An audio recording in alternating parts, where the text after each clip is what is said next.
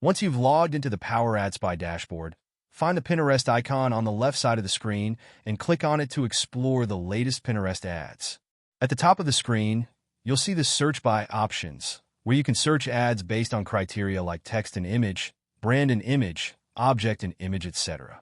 Next, you'll find the Filter option, which lets you refine your search by country and ad type. Now, let's move on to the Land or Properties section. This feature allows you to search for ads from affiliate networks, e-commerce platforms, funnels, and marketing platforms. At the top, you'll notice the search bar.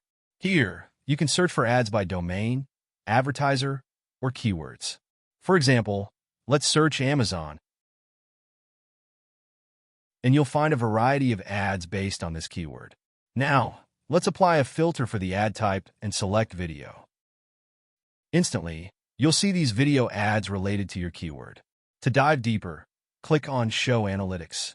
This will reveal key insights such as the ad's running days, first and last seen dates, domain registration date, and other basic info.